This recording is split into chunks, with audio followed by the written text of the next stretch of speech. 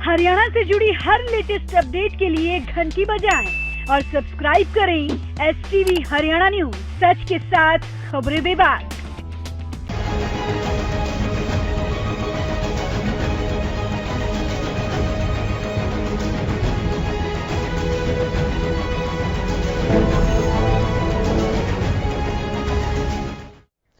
नमस्कार, आप देख रहे हैं हमारी खास पेशकश और मैं हूं आपके साथ शुभेंदु सिंह। और आज बात खतरे की घंटी की। दरअसल खतरे की घंटी इसलिए क्योंकि हरियाणा में बीजेपी के लिए खतरे की घंटी इस वक्त बज रही है और ये इस खतरे के पीछे कई कारण हैं। सबसे बड़ा कारण है सांसद कृष्णपाल गुर्जर, जिनको लेकर फरीदाबाद में न सिर्फ पहली बार बल्कि इससे पहले भी कई बार विरोध हो चुके हैं। भ्रष्टाचार के आरोप उनके ऊपर लग रहे हैं। वहीं यह भी कहा जा रहा है कि गुर्जर को मुख्यमंत्री मनोहर लाल का संरक्षण मिला है, क्योंकि एक बयान हाल ही में सामने आया जिसमें कहा गया कि उनके साथ मिलीभगत के अंदर मुख्यमंत्री मनोहर लाल भी शामिल हैं। इसके अलावा बीजेपी के लिए सीएम का विरोध भी अब कहीं ना कहीं पार्टी की मुश्किलें बढ़ा रहा है।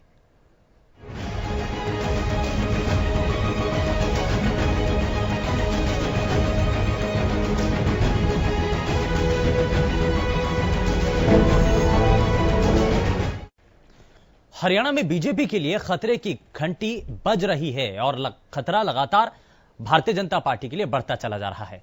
पहले भारतीय जनता पार्टी के नेताओं का विरोध और उसके बाद अब भ्रष्टाचार के आरोप कृष्णपाल गुर्जर के ऊपर, और दूसरी ओर हरियाणा के मुख्यमंत्री विरोध लगातार झेल रहे हैं। और आज भी कुछ ऐसी ही तस्वीरें सामने आई जब उनका विरोध करने के लिए किसान लोग आगे पहुंचे।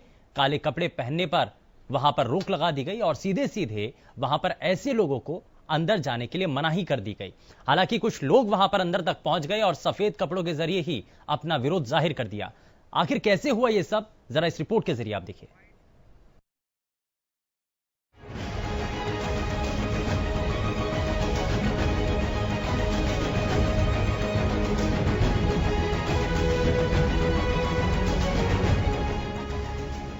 लोकसभा के रण में बीजेपी को जमकर कदम रखने की जरूरत है।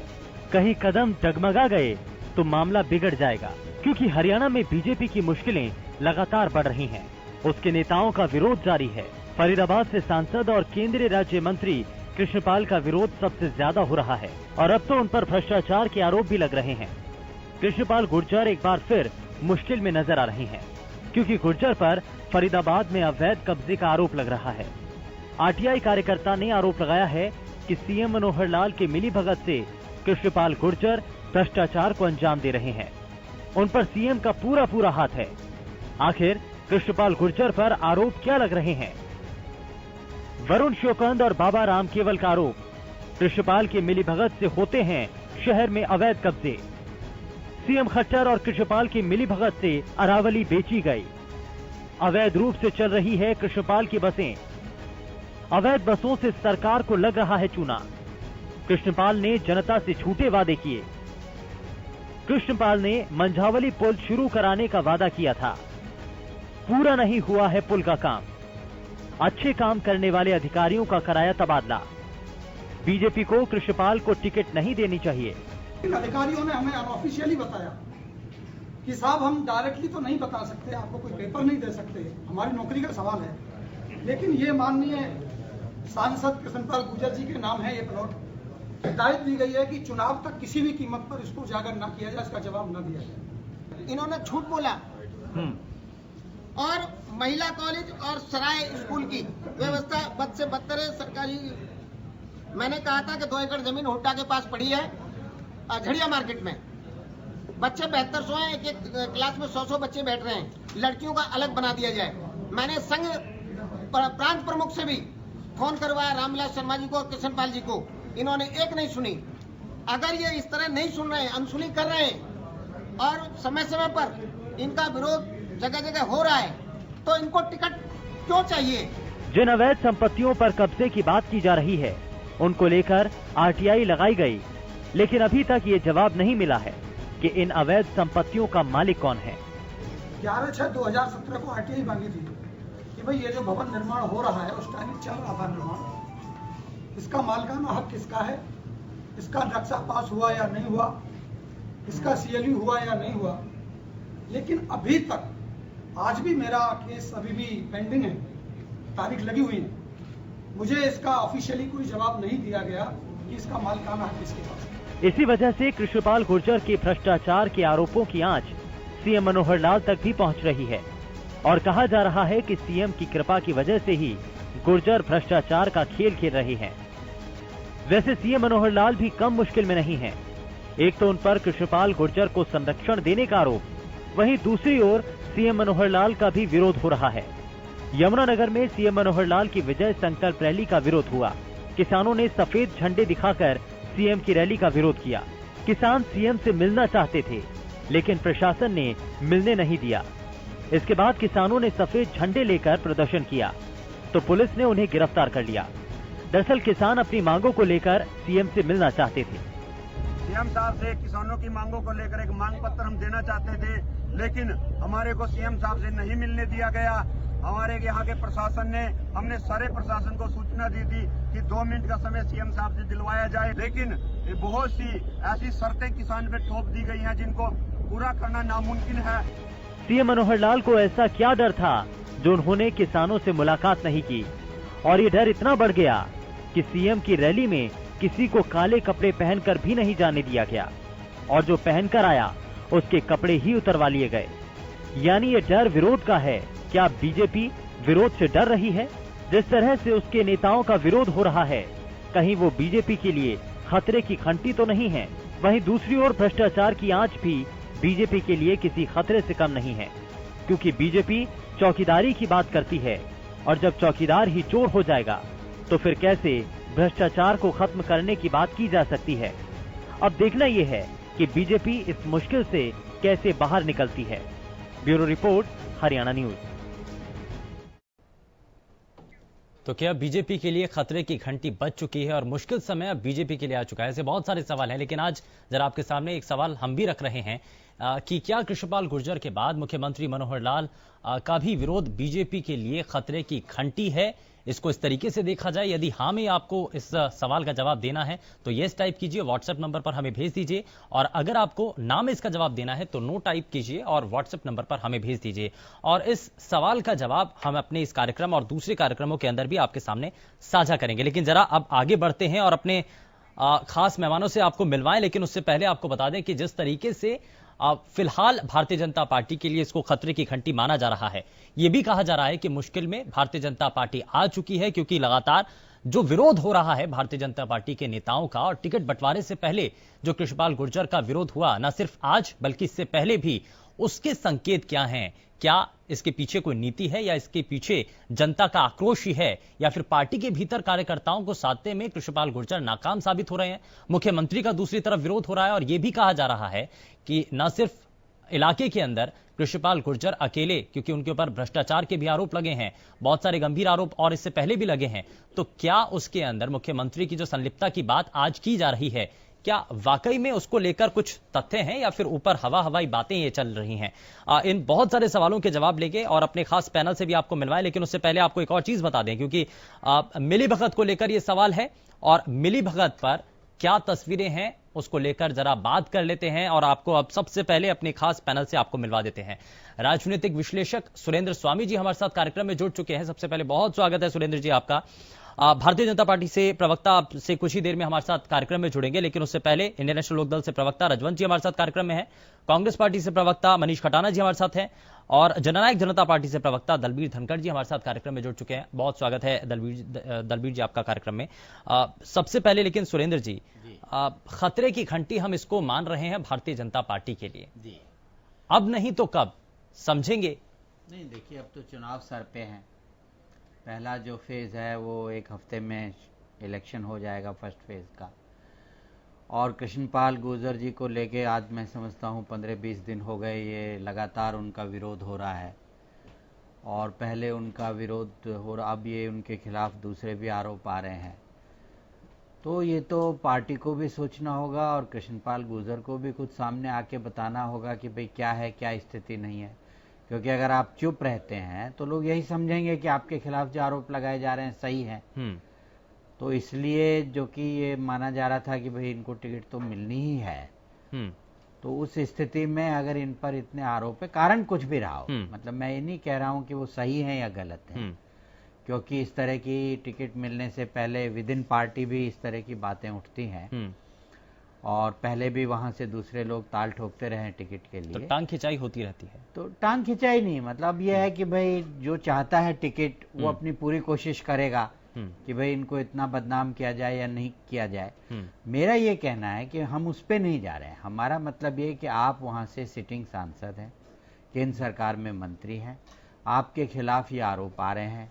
आरटीआई की बात जमीनों के घोटाले को लेके और प्रॉपर्टीज को लेके बेनामी को हो रही है, आपके खुलेआम रैलियों में नारे लग रहे हैं, तो आप क्यों नहीं मैनेज कर पा रहे हैं और क्यों नहीं सामने आके कह रहे हैं कि सबके पीछे क्या है? क्योंकि देखिए हर आदमी तक तो धीरे धीरे खबरें पहुंचती हैं और फिर लोगों को अगर आप चुप रहेंगे तो लगने लगेगा कि भाई कुछ न कुछ सच्चाई होगी तभी आप चुप हैं, नहीं तो आप सामने आके सफाई क्यों नहीं दे रहे हैं। ये एक बात हुई। ठीक है। दूसरी बात जो सीएम साहब की रैली की है, मुझे ये अंग्रेजों के जमाने से चला आ रहा सिस्टम है कि 10,000 की रैली में अगर 150 आदमी काले कपड़े पहन के आ जाएं, काला झंडा दिखा दे, परेशानी क्या है? पुलिस क्यों उनको पकड़ के गिरफ्तार करती है? भाई उन्हें दिखाने दीजिए, प्रजातंत्र है, सबको अपनी बात कहने की आजादी है। आप पब्लिक रैली में आ रहे हैं, कोई वो आपके घर में नहीं घुस रहे हैं जो पुलिस उनको रोकेगी, और पब्लिक रैली में पब्लिक को आके अपना विरोध दिखाने की इजाजत है। तो इस तरह की हरकतें जो पुलिस प्रशासन करता है, दूरी बना देती हैं और जनता से। हाँ, मतलब वो और दूरी को बढ़ाते हैं और एक ऐसा दिखाते हैं कि बहुत जबरदस्त विरोध हो रहा है। जहां तक किसानों की उन्होंने कहा था हमें मिलने का टाइम नहीं दिया, इसमें हमेशा ये होता है कि रैली का एक शेड्यूल होता है, इतनी सारी भीड़ होती है, इतने लोग आए हुए होते हैं, तो उस समय व्यक्तिगत ग्रुप से लेके किसी से लेके मिलना किसी भी मतलब जो वहाँ पे लीडर आते हैं बहुत मुश्किल होता है। उनको मिलना है अपनी बात तो वो टाइम लेकर के उनसे जाके मिल सकते हैं। लेकिन मेरा ये मानना है कि भाई आपने काले कपड़े उतरवा दिए, आप दिखा रहे हैं फोटो में, या वो काले पे पाबंदी तो सफेद झंडे लेके आए, उनको पकड़ के किसानों का आपने उठा के बस में ले गए।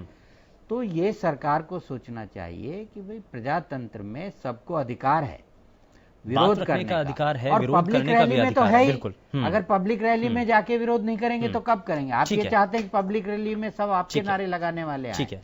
तो मैं कहता हूं इस पे भारतीय जनता पार्टी को ध्यान देना चाहिए, और अगर ये दूरी इसी तरह से रहती है तो नेचुरली जैसा आप कह रहे हैं इनके लिए मतलब एक मुसीबत का ये बन सकता है। तो यानी कि खतरे की घंटी यहाँ बज चुकी है। भारतीय जनता पार्टी से प्रवक्ता विजेंद्र नेहरा जी भी हमारे साथ कार्यक्रम में जुड़ चुके हैं। बहुत स्वागत है विजेंद्र जी आपका कार्यक्रम में, इंतजार आपका ही था। दूरी बनाने का मकसद क्या है? किसान अपनी बात रखना चाहते हैं, उनको दूर कर दिया जाता है। काले अगर कपड़े पहने हुए हैं तो इसका मतलब ये तो नहीं कि सिर्फ विरोध जाहिर करने ही जा रहे हैं। देखिए शुभेंदु जी, जहां तक बात कर रहे हैं आप, आज जो माननीय मुख्यमंत्री जी की रैली हुई है उसमें जो किसान भाई थे उनका जो ज्ञापन था और वो ज्ञापन लिया गया है, और ज्ञापन लेने के बाद में जो बात कर रहे हैं आप काले कपड़े की, आप देखिए उनके हाथों में सफेद कलर का झंडा था और सफेद कलर के झंडे को शांति का प्रतीक माना जाता है, आपसी भाईचारे का प्रतीक माना जाता है। तो उन्होंने जो झंडे दिखाए हैं सीएम साहब को, वो तो प्रेम में और सद्भाव में दिखाए हैं, वो कोई विरोध के झंडे नहीं है। और जहां तक बात है उनके ज्ञापन की, उनका ज्ञापन लिया गया है, कई लोगों के कपड़े उतार दिए गए, उस पर क्या कहेंगे अब आप? ले जाने की क्या जरूरत है अगर वो प्यार दिखा रहे हैं तो? नहीं, प्यार ऐसा कैसे कि आप उनको, पुलिस जो है पकड़ कर ले जा रही है किसानों को, गाड़ी अलग से प्रेम भाव अलग से दिखाएंगे? एक रैली की एक अपनी व्यवस्था होती है, जैसे भी वरिष्ठ पत्रकार जी बता रहे थे कि पहले से ही सारी चीजों को उसमें एक व्यवस्था की दृष्टि से रैली में जब माननीय मुख्यमंत्री जी वहां पे आ रहे हैं तो कौन कौन से रूट से वहां आवागमन होगा, कौन से रूट पे नहीं कपड़े होगा, भी चेक करेंगे, इसका मतलब कहां पे होगा कहां पे नहीं होगा, ये तो यदि किसी शख्स ने काले कपड़े पहने हैं ये तो यानी कि उसने गलती कर दी है, ये गलती करी है उसने, ये तो पुलिस प्रशासन तय करेगा। और जहां तक काले कपड़े की बात है, ये तो बहुत पुराने समय की एक व्यवस्था है कि रैली वाले दिन आप देखिए अधिकतर जो है काले कपड़े या काले झंडे लेके अगर कोई जाने का प्रयास करता है तो व्यवस्था की दृष्टि से जो पुलिस प्रशासन है वो हमेशा से, शुरू से ही, आज से नहीं, आप रैलियों का इतिहास उठा के देख लीजिए, शुरू से ही उन चीजों को पुलिस प्रशासन रोकता रहा है। तो इसमें किस लिए रोक रहा है? यदि कोई शख्स अपनी नाराजगी जाहिर करना चाह रहा है, विरोध भी कर रहा है एक बार को, तो क्या उसका अधिकार नहीं है ये? नहीं, बिल्कुल उनका अधिकार है। तो फिर किस लिए रोका जा रहा है? अधिकार है तो किस लिए रोका जा रहा है? बिल्कुल बिल्कुल उनका बिल्कुल अधिकार है और वो शांतिपूर्वक तरीके से विरोध प्रदर्शन कर सकते हैं। उनके हाथ में ना तो लाठी डंडे थे, वो सिर्फ अपनी बात रखना चाहते थे, तो क्यों रोक दिया गया?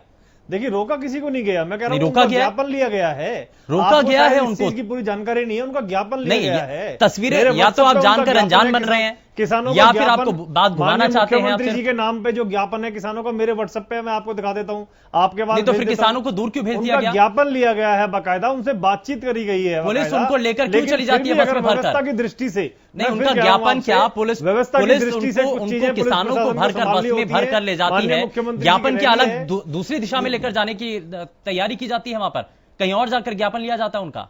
देखिए ऐसा नहीं है, जो जिस मकसद से अगर मान लीजिए किसान बंधु हैं और अपना ज्ञापन देने के लिए आए हैं और ज्ञापन उनको माननीय मुख्यमंत्री जी को देना है, तो उनके मार्फत, चाहे वहां के डीसी हों, चाहे कोई बड़े अधिकारी हों, उनके मार्फत उनका ज्ञापन लिया गया है वहां पे और उनकी संतुष्टि की नहीं तो गई है। मुख्यमंत्री भी सीधा संवाद लेकिन क्यों मैं करते फिर भी हैं? आपको बताना किसी न चाहूंगा, किसी देखिए नेता के सुरेंद्र जरिए जी, संवाद करवा देंगे, ये बात भारतीय मैसेज जनता पहुंच पार्टी, जाएगा। देखिए भारतीय जनता पार्टी की सरकार ने किसानों के लिए इतना किया है कि आज किसान जो वर्ग है वो सबसे ज्यादा खुश है। अगर मैं बात करूं पीएम किसान सम्मान निधि के तौर पे पूरे देश के अंदर 12 करोड़ किसानों को 75,000 करोड़ रुपए प्रतिवर्ष देने का काम इस भारतीय जनता पार्टी की सरकार ने किया है, जो 6,000 रुपए वार्षिक रूप से यही कारण एक होता है कि गरीब दिल्ली में किसान को सड़कों देने पर का, उतरते छोटे हैं किसान को किसान। देने का काम इस सरकार ने किया है। यही कारण था इसके अलावा कि दिल्ली की प्रधानमंत्री सड़कों पर फसल किसान बीमा उतरे। योजना की अगर हम बात करें तो पूरे देश के अंदर 8,000 करोड़ का प्रीमियम लेकर के 33,000 करोड़ पूरे देश में फसल बीमा योजना के तहत देने का काम इस भारतीय जनता प्रीमियम आप पार्टी की काटते सरकार हैं, ने लेकिन किया है। बीमा अभी तक इसके अलावा अगर मैं बात करूं सॉइल हेल्थ कार्ड नुकसान की, किसी का सुन होता है, लीजिए किसी आप, किसान का। अकेले हरियाणा प्रदेश के अंदर विजेंद्र 50 जी, लाख आप सॉइल हेल्थ प्रीमियम कार्ड काट बांटने लेते का हैं काम बिना इस बताए भारतीय किसी जनता किसान के पार्टी की खाते सरकार ने से, किया है। और यदि उसको नुकसान उसका होता है तो भरपाई के लिए कोई आगे नहीं आता है। मैं वही बता रहा हूं, नुकसान की भरपाई का ही बता रहा हूं। हमने भावांतर भरपाई योजना चलाई है। भावांतर भरपाई योजना के तहत आलू है, टमाटर है, प्याज है और गोभी है। पहले क्या होता था, किसान इन कितना फायदा मिला आज तक इस बात का आकलन हुआ है? और जो अगर मंडी में इनकी खरीद नहीं होती थी कितना तो फायदा सड़क पे इस फेंकना भावांतर पड़ता था। भरपाई योजना आप के सुन जरिए लीजिए, हुआ? मेरा भी तो जवाब सुन लीजिए। मैं वही पूछना चाह रहा हूं भावांतर आपसे। भरपाई योजना का फायदा बता रहा हूं आपको, फायदा जो हुआ किसानों को। पहले अगर किसान टमाटर, आलू, गोभी, प्याज बोता था और नहीं बिकती थी तो रोड पे फेंक के आना पड़ता था। हमारी सरकार ने भावांतर भरपाई योजना के तहत 4 और 5 रुपए का रेट कम से कम तय हमने किया आपकी है ये बात भी कि मान ली। किसान को घाटा नहीं होगा, ठीक उसकी है। जो खरीद है वो सरकार उसकी खरीद करेगी। ठीक है। हमने बाजरे को भी भावांतर भरपाई योजना के तहत खरीदा 1950 रुपए प्रति क्विंटल के हिसाब से। ठीक है, पहली बार ठीक हरियाणा है। प्रदेश में कृष्णपाल बाजरे गुर्जर को का हमने विरोध भावांतर हो रहा भरपाई है। योजना के ठीक है तहत खरीदा। विजेंद्र जी, ठीक है, दूसरे मुद्दे पे भी आ जाते हैं। कृष्णपाल गुर्जर का लगातार विरोध हो रहा है, काम इलाके में नहीं करवाए उन्होंने, या इसके पीछे कौन है? देखिए कृष्णपाल गुर्जर जी ने फरीदाबाद लोकसभा क्षेत्र के अंदर बहुत सारे करोड़ों के काम करवाए हैं और आप देख लीजिए, चाहे वहां पे सड़कों का निर्माण हो, चाहे वहां पे पुलों का निर्माण हो, चाहे दूधौला की स्किल डेवलपमेंट यूनिवर्सिटी जो बैनर, 100 एकड़ से होर्डिंग्स अधिक जमीन में 15 और लगातार जो मैसेज सामने आ रहे हैं, उसका मतलब क्या समझे फिर? 24 घंटे फरीदाबाद जिले को बिजली देने का काम नहीं, हो। अगर इतना काम किया है इतना तो काम वहां पे बैनर, उन्होंने किया है। होर्डिंग और जो लगातार जो मैसेजेस सामने आ रहे हैं, ये क्या कह रहे हैं? देखिए ये कौन है इसके पीछे? देखिए कुछ विरोधी लोग हो सकते हैं, जब टिकट वितरण का टाइम आता है तो जो दूसरी पार्टी के जो विरोधी लोग हैं, जो आज बौखलाए हुए हैं, जो आज घबराए हुए हैं पूरी तरह से, ये उन लोगों की साजिश हो सकती है। नहीं तो जनता पूरी तरह से भारतीय जनता पार्टी के साथ है, माननीय मोदी जी के साथ है, माननीय मनोहर लाल जी के साथ है। कलराज मिश्र की सभा और वहां पर भी इसी तरीके का विरोध होता है। भारतीय जनता पार्टी बयान उनको भी देना पड़ता है कि आपको, अगर मैं मेरे इलाके में होता तो मैं नीचे उतरकर बात कहता, ये उन्होंने कह दिया था। तो यानी कि कुछ ना कुछ तो है। कृष्णपाल गुर्जर को भी संकेत है कि आप, यदि ऐसा विरोध हो रहा है तो आपको साधने की कोशिश करनी चाहिए, या तो वो उस विरोध को खत्म नहीं कर पा रहे हैं। देखिए पार्टी के भीतर का विरोध है। वो हमेशा से ही जनता के बीच में रहने वाले नेता हैं। पूरे तो इलाके में होर्डिंग्स और बैनर कौन लगा रहे हैं? तो पार्टी के कार्यकर्ता हैं। कैसे करें? पार्टी के कार्यकर्ता ही हैं जो होर्डिंग्स और बैनर लगा रहे हैं। नहीं नहीं नहीं, कोई पार्टी का कार्यकर्ता नहीं। आप मुझे एक कार्यकर्ता दिखा दीजिए। Bharatiya Janata party, party with difference इसको कहा जाता है। इसके कार्यकर्ता अनुशासित हैं और अनुशासन में रहने वाले कार्यकर्ता। हमारे कार्यकर्ता इस तरह की कोई हरकत नहीं करते जिससे पार्टी की बदनामी हो, पार्टी की गतिविधियों पे लोग क्वेश्चन उठा सके। भारतीय जनता पार्टी के कार्यकर्ता निष्ठावान कार्यकर्ता हैं। एक भी कार्यकर्ता का मेरे को नाम आप कहीं बता दीजिए किसी कार्यकर्ता। भ्रष्टाचार के आरोप लग रहे हैं। ये तो विरोधी लोगों की साजिश है। भ्रष्टाचार के आरोप लग रहे हैं। लोगों की साजिश है। भ्रष्टाचार के आरोप लग रहे हैं कृष्णपाल गुर्जर के ऊपर। देखिए, और ये कहा तो- जा रहा है कि ये- मुख्यमंत्री की संलिप्तता भी इसमें है। देखिए शुभेंदु जी, ये विरोधी लोगों की साजिश है। अगर किसी को इतना डाउट है तो कोर्ट में जाए, कोर्ट में जाके क्वेश्चन करे, उसको जवाब मिलेगा। आप अपने ये मंत्रियों से विरोधी नहीं लोगों की पूछेंगे। साजिश है। आप एक नहीं पैसे- पूछेंगे अपने मंत्रियों देखिए, से। भारतीय जनता पार्टी के अंदर एक पैसे का भी पूरे हरियाणा प्रदेश के अंदर अगर कोई भ्रष्टाचार बता दे, माननीय मोदी जी से लेकर लोग बोल तो रहे हैं, और कैसे बोले? ईमानदारी से शासन लोग बोल किया रहे है। हैं। अगर आप दलों की बात करें तो कांग्रेस को खत्म और करने का दूसरे काम राजनीतिक सरकार दल ने आपके किया ऊपर है। सवाल उठा रहे हैं। कौन चलिए उठा ठीक है, जरा जवाब ले लेते हैं दलबीर जी, फिर उसके बाद आता हूं मैं खटाना जी आपके पास। शुभेंदु जी, बड़ी हंसी सी आई आज तो, जिस तरह से सवालों के जवाब दे पाए भारतीय जनता पार्टी के। मोदी से बैर नहीं, कृष्ण गुर्जर से मतलब की खैर नहीं, ये होल्डिंग वहां पूरे फरीदाबाद में लगे हुए। नंबर 1, इनके कलराज मिश्र जी कौन हैं? उनकी मीटिंग में बाहर का व्यक्ति कैसे जा सकता है? कार्यकर्ताओं की जो मीटिंग, वो पब्लिक मीटिंग थी, मैं भी उस मीटिंग में था धनखड़ जी, वो उनकी पर्सनल मीटिंग नहीं थी धनखड़ जी। मेरी कलराज मिश्र इतने तकलीफ में आ गए थे, इतनी परेशानी में आ गए थे, उन्होंने पता नहीं क्या शब्द बोलने पड़े, मैं इस चैनल पर नहीं बोल सकता। वो पुलिस कमिश्नर को हमने कंप्लेंट दे रखी है, आप बोल भी नहीं सकते। तो मैं आपको बताना चाहूंगा, एक तो बीच में बोलने की कृपया करके कृपया ना करें, बीच में ना बोलने। कोई नहीं बोला आपके बीच में, आपने कुछ कहा, किसी ने, सब ने सुना। मैं आपको बताना चाहूंगा 2 बातें आज प्रवक्ता जी ने कही। पहले सफेद झंडे का जिक्र किया सद्भावना के तौर पर। मैं आपको बताना चाहूंगा सफेद झंडे के लिए होती मीटिंग का कॉल किया जाता है। किसानों ने, आम किसानों ने एक प्रदर्शन करके सफेद झंडे उनके हाथ में थे, सिर्फ 2 मिनट का समय मांगा था। मुख्यमंत्री अगर किसी वजह से वाणी दे सकते थे तो वो समय बता सकते थे, आप वहां के मेरे को इस समय मिल सकते हैं। जहां तक ये कह रहे थे किसानों की बड़ी तारीफ की, बहुत अच्छा है, किसानों की तारीफ करनी चाहिए। किसानों ने इस देश का पेट भरने का काम किया है, आज एक्सपोर्ट करते हैं अनाज, ये किसानों की देन है। आपने तो बस में दूसरे का काम किया है, बस में बैठाने का काम किया है, एक तरह से जेल की है बस के अंदर उनकी। जहां उनकी तारीफ आप कर रहे थे, जेल भी आप भेज रहे हो उनको, बस में बैठा के दूर दूर छोड़ के आ रहे हो। तो डबल स्टैंडर्ड कृपया करके ना बताएं। एक बात रखें किस तरह आपने रखनी है। वो किसान थे, प्रदर्शनकारी थे, वो मिलना चाह रहे थे, उनको जेल के तहत बस में बैठा के कहीं दूर छोड़ने का काम किया, ये आपने बताना पड़ेगा। कांग्रेसी थे या किसी दूसरे दल के थे। किसान का कोई दल नहीं है, किसान हमारे देश का अन्नदाता है। जहां तक मैं आपको बात करूंगा, हम यमुनानगर पहुंच जाते हैं मुख्यमंत्री जी के पास। मुख्यमंत्री जी को काले झंडे दिखाए गए, काले कपड़े पहन के, बिल्कुल मैं तो कह रहा हूं गुरुजी ने बात 16 ने ठीक कही है। काले कपड़े अगर कोई पहन के आ गया तो क्या हो गया? वो हमारे तो प्रदेश के व्यक्ति हैं। अगर वो विरोध भी कर रहे हैं, उनको भी कोई बात पूछ रहे, भाई आप किस लिए विरोध कर रहे हो, किस बात का कर रहे हैं, उनका भी समाधान आपका काम है करने का। वो कोई बाहर से ताए नहीं, किसी दूसरे देश से ताए नहीं। मैं फिर कहता हूं, आज भारतीय जनता पार्टी की हालत बिल्कुल अच्छी नहीं है। राष्ट्रीय दल 2 हैं हमारे, कांग्रेस और भारतीय जनता पार्टी, दोनों की हालत बिल्कुल ठीक नहीं है। आपसे कांग्रेस वालों को देख लो, बस में कितने व्यक्ति बैठे थे और कितने आज उसमें बैठे रह गए, कहां उतर गए, 10 व्यक्ति कहां उतर के चले गए। कुलदीप बिश्नोई ने तो साफ शब्दों में कह दिया, जहां राहुल गांधी आएंगे मैं आऊंगा, ना तो मैं नहीं आऊंगा। ये कुछ नहीं कर सकते उनका, क्योंकि राष्ट्रीय पार्टियां, राष्ट्रीय पार्टियों में मैं फिर कहता हूं, किसी तरह का कोई रूल रेगुलेशन नहीं है, सब अपनी अपनी बातें करेंगे, कोई सिद्धांत नहीं है। हां, भारतीय जनता पार्टी के बारे में जब अटल बिहारी वाजपेयी, लाल कृष्ण आडवाणी की चलती थी, बिल्कुल सिद्धांत होते थे, वहां तक हमने अच्छा देखा। कार्यकर्ता अपनी बात रखने का एक तरीका होता था उनका, इस तरह की बातें नहीं करते थे। परंतु आज तो इनके नेता मुख्यमंत्री को काले झंडे दिखाए जा रहे हैं और ये सब भी बोल रहे हैं मुख्यमंत्री को। मुख्यमंत्री आज अपनी ये साख हो चुके हैं। शुभेंदु जी एक मौका और देना पड़ेगा थोड़ा सा। मैं इस बात को पहले से आपको कह रहा था, जैसे चुनाव आएगा इनके नेता और मंत्री गांव में जाएंगे, मीटिंगों में जाएंगे, शहर में जाएंगे, पत्थर भी लगेंगे आने वाले समय में विधानसभा के चुनाव से पहले। मैं आज फिर बता के जा रहा हूं, और लोग इनका विरोध जंगे जंगे करेंगे, चाहे मुख्यमंत्री हो चाहे कोई हो। और इनके तो डबल स्टैंडर्ड है। जब फरीदाबाद में जाओगे, कैबिनेट मंत्री और कृष्णपाल गुर्जर की लड़ाई है, वो करे उनके समर्थक थे, वो करे उनके वो है प्रवक्ता कहें दूसरी पार्टियों के हैं। आप जब अंबाला में जाओगे, अनिल विज और रतनलाल कटारिया की लड़ाई है। इसी तरह से आपको ध्यान होगा, 5-7 दिन पहले धर्मवीर चौधरी को एक मीटिंग में बोलने नहीं दिया, उन्हें वापस जाना पड़ा।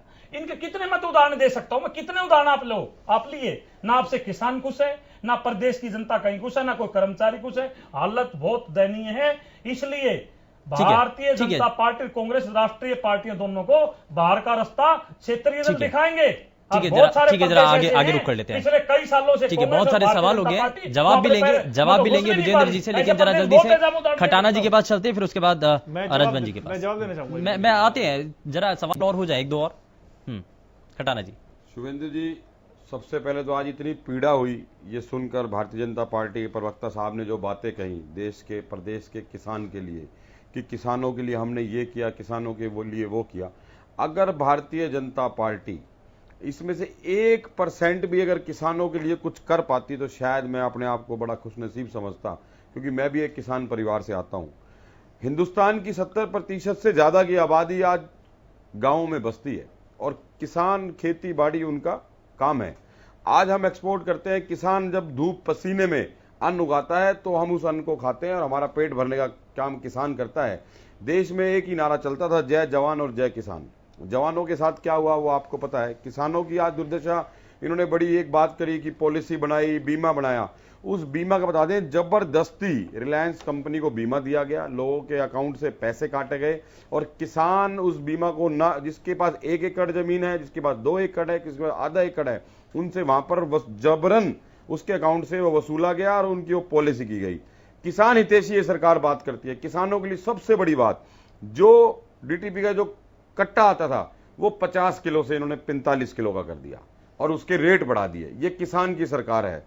जीएसटी, जिसमें आज तक किसान अंदर नहीं आता था, किसान के इक्विपमेंट जो खेत में काम आते थे, चाहे वो एरी था, चाहे वो ट्रैक्टर था, चाहे ट्रैक्टर के स्पेयर पार्ट था, उसमें इन्होंने जीएसटी लगाने का काम करा। जब कांग्रेस ने विरोध करा तो उसको घटाने का काम करा। हरियाणा में किसान जो डीजल का उपयोग करता था, डीजल में वैट में छूट थी, इन्होंने आज 40 रुपए कच्चा जहां बैरल तेल है वहां उसमें डीजल में वैट लगाने का काम करा। ये किसानों के लिए इन्होंने ये काम करे। जो ये बता रहे हैं किसान आज बहुत कुछ है। किसानों की जो आत्महत्या की जो दर है वो पिछले 5 साल में कितनी बड़ी है। हाँ, अगर किसी के लिए काम करा है भारतीय जनता पार्टी ने तो देश के कुछ उद्योगपतियों के लिए काम करा है। अगर किसी के कर्जे माफ करे हैं तो वो कुछ उद्योगपतियों के कर्जे माफ करे हैं। अगर देश में किसी की अपार संपत्ति बढ़ी है तो वो कुछ उद्योगपतियों की बढ़ी है। ये सारा देश जानता है। अगर किसानों के लिए किसी ने काम करा, अगर किसी सरकार ने काम करा तो चौधरी भूपेंद्र सिंह हुड्डा के नेतृत्व में सबसे पहले मुख्यमंत्री बनते ही 1600 करोड़ बिजली के बिल माफ करने का काम करा। दूसरा काम उन्होंने ये करा, जब किसानों को जेल में बंद करने का काम करते थे तो उनको वहां पर रियायत दी। कोऑपरेटिव बैंक का जो भी लोन है, किसान आज उनको लोग किसान मुख्यमंत्री के नाम से जानते हैं। आज किसान उनको याद करता है। ये लोग किसानों की बात करते हैं। मैं कहता हूं कि सिर्फ और सिर्फ नहीं, आपने जो घोषणा पत्र में बातें की, सरकार के बारे में शुभेंदु जी आप बता दूं। नहीं, मैं तो ये पूछ रहा हूं कि आपने जो घोषणा पत्र में बातें की, आपने जो घोषणा पत्र में बातें की, क्या वो हजम करने लायक है? नहीं, 2014 में आपने जो घोषणा पत्र में बात की, 1 मिनट दे दो। मैं तो सिर्फ आपसे ये पूछ रहा हूं, जब ये सरकार आई, घोषणा पत्र में आपने जो वादे किए, आपने कहा, मेरी बात तो सुन लीजिए, व्यापार खत्म, भाईचारा खत्म, न्याय खत्म, नौकरी खत्म, परिवार खत्म और विश्वास खत्म। और अगर 2019 में गलती से अगर इनके जुमलों पे सरकार, अगर जनता चली गई, नहीं तो विश्वास तो आप भी नहीं जगा पा रहे ना। विश्वास तो आप भी नहीं जगा पा रहे। आप नहीं, आज किसानों ने क्या किया? आपके घोषणा पत्र के जरिए, जेल में डालने का आपके काम घोषणा पत्र के जरिए आप अपने 2 मिनट जनता में विश्वास जगा पाएंगे क्या? क्या किसी को सफेद झंडे, काले झंडे? लोकतंत्र कहां है? संविधान कहां है? विपक्ष कहां है? ये लोग लोकतंत्र का गला घोटने वाली पार्टी है। जरा जल्दी से रिएक्शन ले लेते हैं। मैं आता हूं विजेंद्र जी, रजवन जी से। राहुल गांधी की बहुत बड़ी है जी।